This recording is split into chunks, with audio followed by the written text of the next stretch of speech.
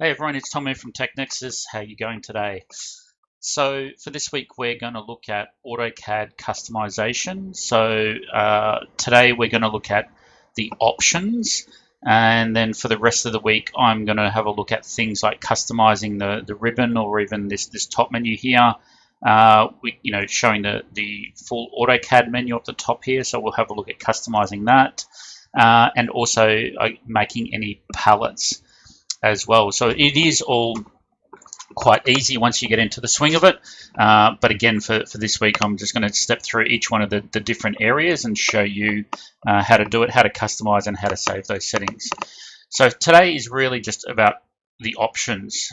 When you're in AutoCAD, you can start up a new drawing and just type in OP for options, and then you get all of the options that are available to you for AutoCAD itself. Going from left to right, we have the files area. This is where you would add things like support file search paths. You can see here it talks about fonts, customizations, plugins, line types, all of that kind of stuff as well. So if you do work off a network, you can change all of these to a network path. There is also some working support search paths in here as well. Some of the more sort of areas that I look at will be the customization file. So you do have what's called a main customization. So it's the main menu. By default, I think it's like the AutoCAD CUI. You can have an enterprise, which is your own CUI, which is tacked onto the end of that as well. And then you have some icon locations, which we'll go through later on anyway when we go through our menus. Some of the other ones that you will probably need to modify, the automatic save file location. I usually like that to be just a C drive temp because it's just a quicker and easier directory to find. Some of the other ones, the template settings. So drawing templates by default are in obviously the standard AutoCAD one, but if you wanted to hard code that to your own templates, then you can change that to where it needs to live as well. Tool palettes, which we'll go through again later on during this week.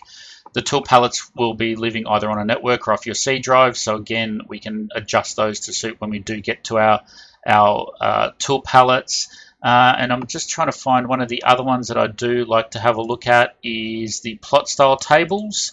So this will be where your plot style tables live. Again, you've got the default, but if you're working in a corporate environment, it's probably better to have that in somewhere it's more accessible, maybe like a network location or on everyone's C drive anyway. Under the display tab, you've got the dark or the light color scheme. I think this was introduced a couple of years ago from memory, or a few years, so we can change the ribbons and the look and the feel to go from light to dark. I like it in dark, so I just leave it in dark. If you want to change the colors, so things like the 2D model space, so what we're working in here, I can change it from black to white. So you can see there, then we can see our grid.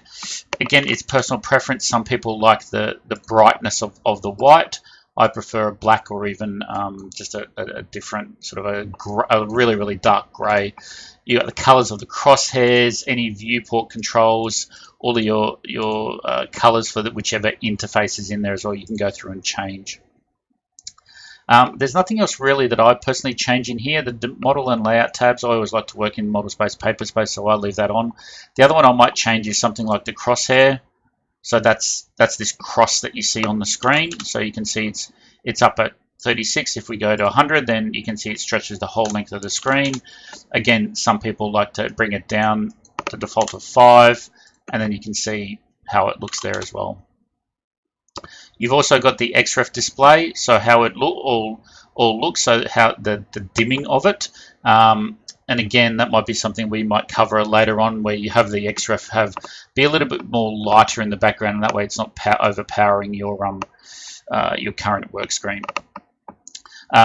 We save as AutoCAD 2018, even though we're in 19. Autodesk like to do 3 yearly kind of file types. So it'll be 18 for 18, 18 for 19, and 18 for 2020. And then 2021, they may or may not change it, but looking at history, they change it every 3 years or so. There's nothing else here other than automatic save. I always like this about 5-10 minutes. because your save time variable, if it by default, I think it's about 120. So for 2 hours automatic save, you want to bring that down lower just so you don't lose as much work if the AutoCAD crashes for you. Plot and publish. So here's where you can set your default. So I've got the PDF as my default. I'm just trying to think. There's nothing else really here that I like to change. It's all quite sort of normal and standard. The system, the graphics performance, you can go through and have a look at that and work out whether you need to change any of the settings in here. But again, I've left mine by default. And with the current system pointing device, so I don't have a tablet, so it's just left as a mouse as well. The info center, the balloon notifications, you can turn them on or off as well. Again, I just like to leave them as on. Double click to edit, shortcut in menus. Again, I leave those on, and edit, modifying the right click so you can adjust whether it repeats the last command or a shortcut menu. Again, all of this is personal preference, so there's nothing else really here that, if I select something, you might want the opposite as well. Being here in Australia, I leave it at millimeters for the drawing units. A lot of the time with what I do, it's always in millimeters unless I'm working in Civil 3D, and by default it'll be in meters there as well. Under the drafting, I like to leave everything here on. The snap marker size is just that, and it could also be the pick box variable.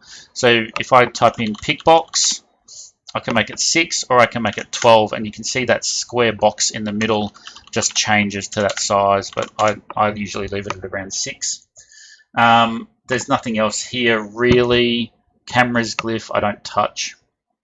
Or the drafting tooltips, I don't touch. 3D modeling, I don't really change this at all because I just let the Plant 3D software or anything else that I'm using just adjust whatever it needs to do. Selection, you've got different noun verbs, so it controls whether you select objects before or after you issue a command. Any grouping or implied windowing as well, you can go through and adjust. But again, I think I've usually left this in the defaults back in the day when I used to be a drafty. Also here, saving it as a profile. So this means you can save certain settings for even either different projects or different companies. So I've already got a profile here called TechNexus. If I go to unnamed and set current, it'll basically reset everything back to the defaults. And if I switch back to TechNexus, then you can see it resets it all back again. So this is probably one of the first things you could do is create a new one. So add to list, create a new one, and then set it up as your own personal profile. And then whatever changes you do can be applied to that profile as well. So in short, that finishes off today. So tomorrow we're going to have a bit of a dive into the menus, the ribbons, the palettes. You might even want to call up toolbars again. Autodesk hasn't really done much in the way of toolbars over the last few years. They've concentrated more on the ribbons and the palettes and the menus. So that's something that we'll go over. But again, some people like to use toolbars, and I'll go through that and show you how to customize and make your own, again, for either your own project or your own corporate styles or templates as well. We will go through a lot of that. So again, thanks for watching. Please thumbs up if you liked the video, thumbs down if you didn't. Feel free to subscribe to the channel and click on the bell icon to get daily notification of all of my videos, and I'll see you tomorrow.